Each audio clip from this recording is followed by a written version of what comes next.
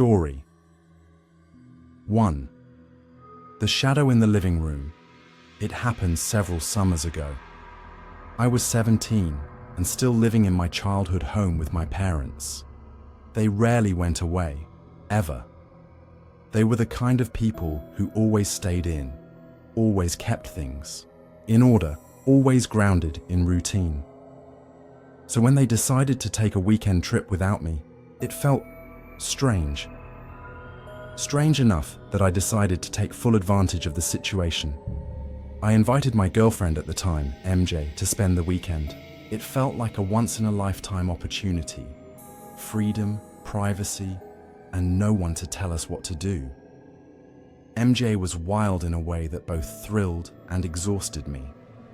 That night, when she saw the glowing blue hue of the heated pool outside, her mischievous side lit up. "Let's skinny dip," she said with a wicked grin. I resisted. The neighbors could see, but she was persuasive, and eventually I gave in. So there we were, laughing and floating in the warm water under a cool summer sky.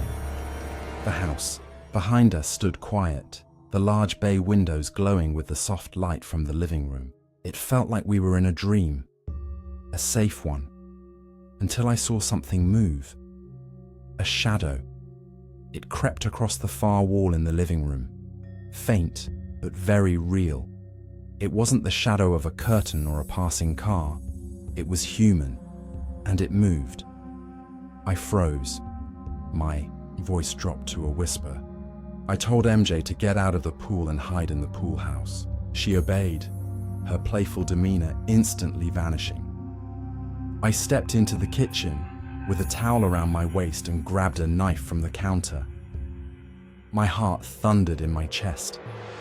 I told myself I was just being cautious, but deep down, I knew someone had been inside. There were signs, a chair slightly pulled out from the dining room table, a mug I didn't use sitting on the counter, a crooked picture frame on the wall, things that made no sense for a burglar to do.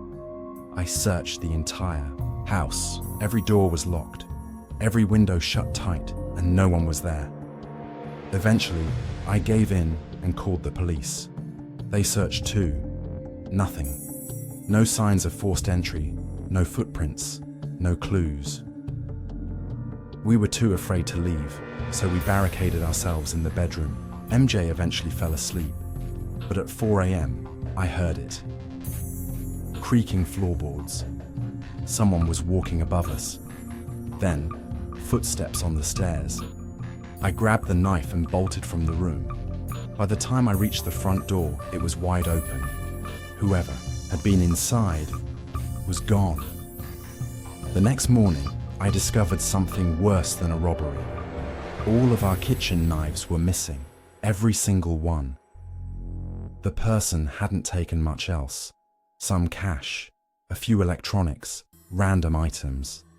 But the knives, that was deliberate, like a message. To this day, I have no idea how they got in or where they hid while police searched the house. But I know this. They were in there, watching. Story 2. The Masked Man in Chestnut Hullet happened last year during Holly Bash weekend, Rowan University's biggest spring festival. Think food trucks, carnival rides, music, and on-campus Coachella. I was a sophomore then, stayed out late with friends like everyone else. By 2:30 a.m., the streets were quiet. I didn't feel unsafe. Glassboro isn't exactly dangerous. So I walked back to Chestnut Hall alone. What I didn't know was that around midnight, people had been posting online about a group of masked individuals riding around campus, banging on doors, creeping people out. I didn't see those posts. I just swiped my keycard, went into the dorm building, and started walking toward the stairs. That's when I saw him, sitting in the lounge.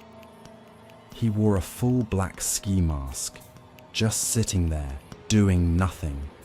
He didn't move, didn't say anything, and I froze. My brain struggled to make sense of it. Why would someone be sitting there like that? Then he stood.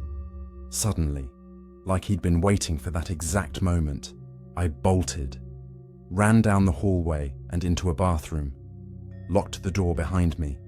My chest heaved. I waited. The hallway went silent. After 5 minutes, I cracked the door open. No, I told myself he must have left. I walked toward the exit, but he was still there, still masked, still watching. This time, a chair was wedged between the door and the wall. His bike was leaning nearby. It looked deliberate. I pulled out my pepper spray, just held it in front of me, didn't say a word, and he didn't move. It was like the fear was his reward. I passed him, walked out of the building, but it wasn't over. As I walked toward Magnolia, I heard the sound of bikes behind me. 3 more masked people. They heckled. Me laughed. Some waved what looked like guns. Airsoft maybe, or not. I didn't care. They didn't touch me, but I knew they wanted to. Story 3. The man by the fence. It happened about 2 years ago, during a time in my life when I was doing everything I could to stay afloat. I had just started a new job in a small town, moved into a cheap rental house, and was trying to piece together something resembling a routine. The house sat at the edge of a quiet neighborhood, surrounded by overgrown trees and with a backyard that ended in a long wooden fence. Behind that fence was nothing but dense woods that stretched for what felt like miles. I'd never been particularly paranoid, but something about that fence always bothered me. It was tall, weathered, and just a little too perfect, like it was trying to keep something out.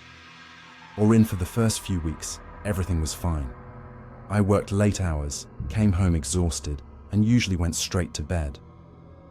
But then, one night, that changed. It was just past midnight. I was brushing my teeth in the bathroom when I heard something outside. A low thud, like someone had just jumped down onto the grass. It wasn't loud, but it was distinct. I froze, listening. Then came a second sound, a slow, deliberate creak. The gate. I didn't move at first.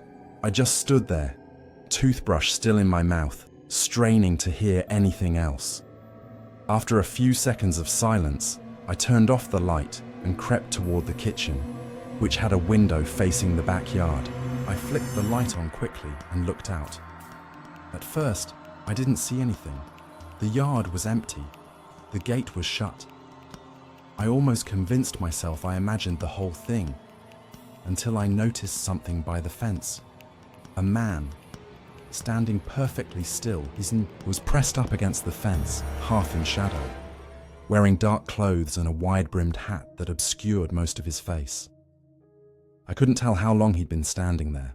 He didn't move, didn't flinch when the light came on, just stood there, like he was waiting. A chill went through me.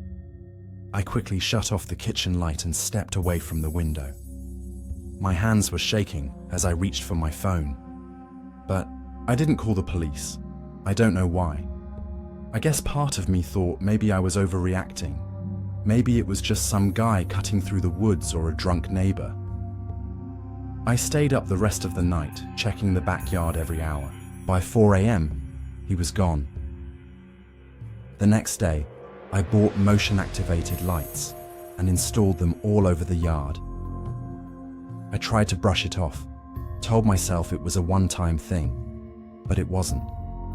The man came back. The following week, I saw him again. Same spot, same posture, just standing by the fence, unmoving, like some kind of statue in the dark. This time, I did call the police. They came, searched the area, and found nothing. No footprints, no signs of anyone being there. They told me it was probably a prank or someone passing through. But they could tell I was freaked out, so they agreed to patrol the area a few times over the next few nights. That gave me some peace of mind, until the third visit. I didn't see him this time, but I heard him. It was around 2:30 in the morning. I had just gotten up to get a glass of water when I heard a scraping sound, like fingernails against wood. It was coming from the back door. I stood frozen in the hallway, staring at the doorknob, which was beginning to turn, slowly, as if someone outside was trying to open it as quietly as possible. That's when this motion sensor light flipped on. I rushed to the window, but there was no one there. Just the swinging of the gate, gently rocking in the wind. That was the final straw. I packed a bag and went to stay with a coworker for a few days. When I came back, everything seemed normal. No signs of forced entry, no weird markings, nothing. But I couldn't shake the feeling that someone had been inside. I ended my lease a month later. To this day, I have no idea who that man was or what he wanted. But the worst part, sometimes when I drive past that old house, I swear I see something. A figure, standing by the fence, watching the street, just waiting.